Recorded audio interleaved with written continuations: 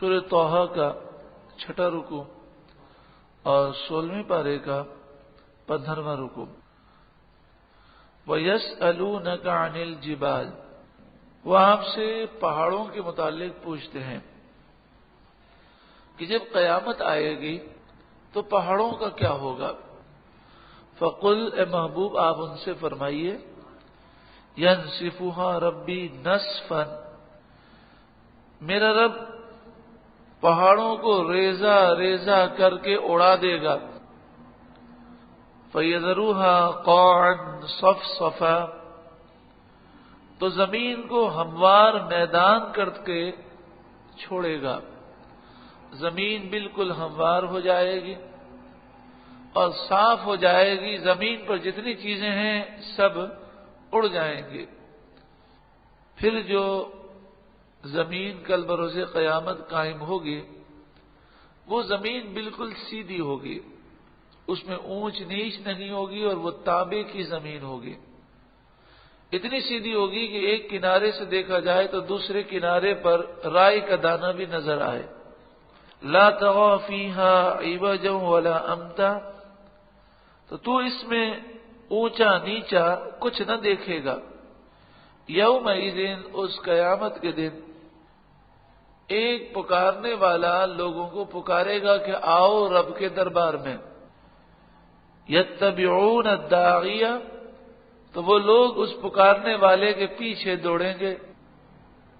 لا عوج لہ، اس میں کجی نہ ہوگی، کوئی اس آواز کو سننے کے بعد ایسا کوئی نہ ہوگا کہ جو نہ جائے، بے اختیار سب اس آواز کی طرف لپکیں گے۔ وَخَشَعَتِ الْأَصْوَاتُ لِلرَّحْمَنِ، رحمان کے حضور سب آوازیں پست ہو کر رہ جائیں گی۔ فَلَا تَسْمَعُ إِلَّا ہَمْسًا، تو تم کوئی آواز وہاں نہ سنو گے مگر ہمسا، بہت آہستہ سی بھنک، آہستہ سی آواز، خوف کے مارے لوگوں کی زبانیں بند ہو جائیں گی۔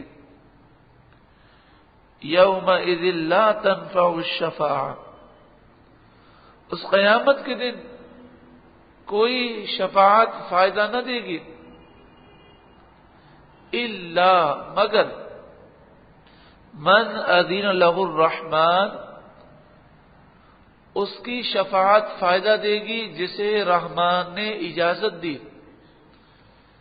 وَرَضِيَ لَهُ قَوْلًا، اور اس کی بات کو اللہ نے پسند فرمایا، یعنی انبیاء اور اولیاء کو اللہ تعالی شفاعت کا اذن دے گا اور ان کی شفاعت قبول ہوگی۔ یعلم ما بین ایدیہم وما خلفہم، اللہ خوب جانتا ہے جو آگے ہے جو پیچھے ہے، اولین اور آخرین کا علم ہمیشہ سے ہے۔ ولا یحیطون بہ علما، اور ان کا علم اسے گھیر نہیں سکتا، یعنی اللہ رب العالمین سب کچھ جانتا ہے، جو اللہ جانتا ہے لوگ وہ سب کچھ نہیں جانتے۔ وعنت الوجوہ للحی القیوم، سب چہرے جھک جائیں گے حی قیوم پروردگار کے سامنے۔ وقد خاب من حمل ظلما، جس نے گناہ کیے ہوں گے وہ نامراد ہوگا۔ ومن يعمل من الصالحات، اور جس نے اچھے عمل کیے ہوں گے، وهو مؤمن، اس حال میں کہ وہ مومن ہو، عقیدہ اس کا درست ہو۔ فلا يخاف ظلما ولا هدما، تو اسے نہ زیادتی کا کوئی خوف ہوگا اور نہ ہی نقصان کا۔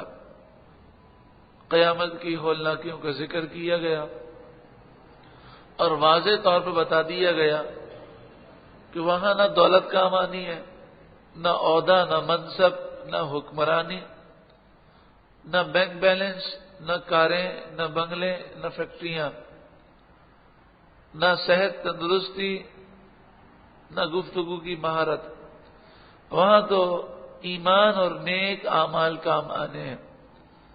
روزانہ ہمیں یہ سوچنا چاہیے کہ ہم نے قیامت کے لیے کس چیز کا ذخیرہ کیا۔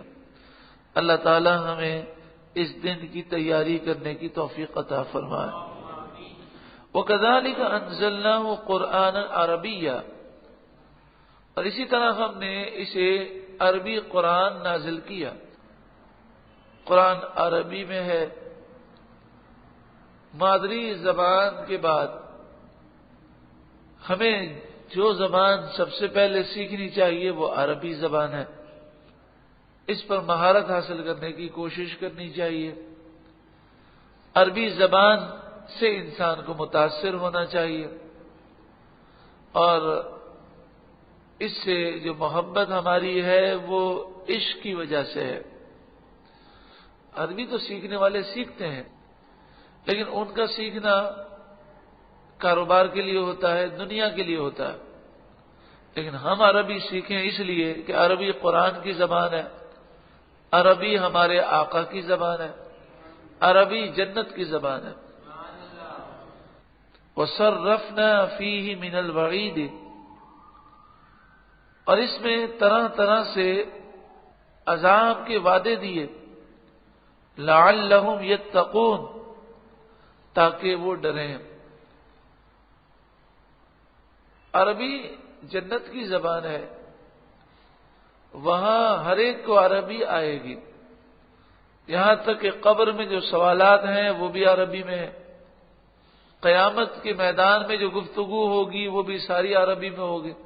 تو مرتے ہی ہر ایک کو عربی تو آ جائے گی، مگر عربی کو زندگی میں سیکھیں گے اور اس سے محبت کریں گے تو ہو سکتا ہے رسول اللہ صلی اللہ علیہ وآلہ وسلم کی خاص رحمت ہمیں حاصل ہو،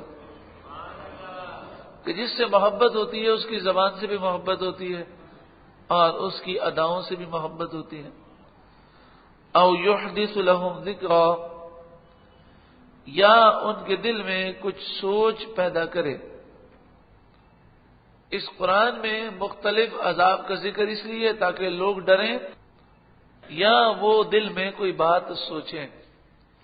فتعالى اللہ الملک الحق، تو سب سے بلند ہے اللہ سچا بادشاہ۔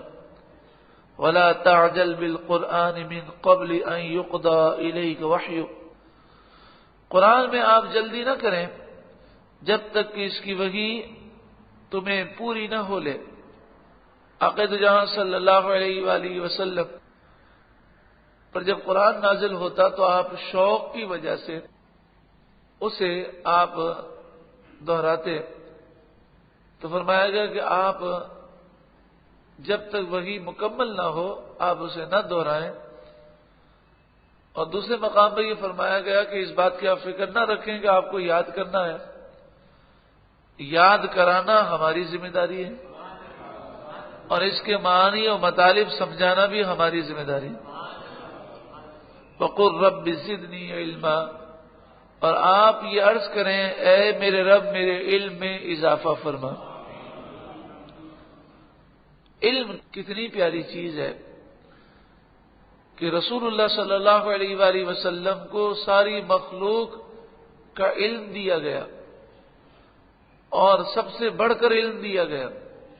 اس کے باوجود آپ کو یہ دعا سکھائی گئی کہ محبوب آپ یہ دعا کیا کریں کہ اے رب میرے علم میں اضافہ فرما۔ اللہ تعالی ہمیں علم سے محبت عطا فرمائے۔ علم کسے کہتے ہیں؟ علم نور کو کہتے ہیں۔ علم کی جو صحیح تعریف ہے، علم نور ہے، جسے مل جائے اس کو معرفت الہی عطا فرماتا ہے۔ تو وہ علم کہ جو اللہ سے دور کر دے وہ علم نہیں ہے۔ علم صرف وہی ہے جو اللہ کا قرب عطا کرے۔ وَلَقَدْ عَهِدْنَا إِلَىٰ آدَمَ مِن قَبْلُ، اور ضرور بے شک ہم نے آدم علیہ السلام سے اس سے پہلے عہد لیا، فَنَسِيَ، تو وہ اس عہد کو بھول گئے۔ وَلَمْ نَجِدْ لَهُ عَزْمًا، اور ہم نے ان کا ارادہ نہ پایا. یہ قرآن کی آیت ہے. واضح طور پہ بتایا گیا کہ حضرت آدم علیہ السلام بھول گئے تھے ارادتاً، جان بوجھ کر انہوں نے درخت کو نہیں کھایا. بھول میں اگر ایسا کوئی معاملہ ہو جائے تو اس پر گناہ نہیں ہوتا.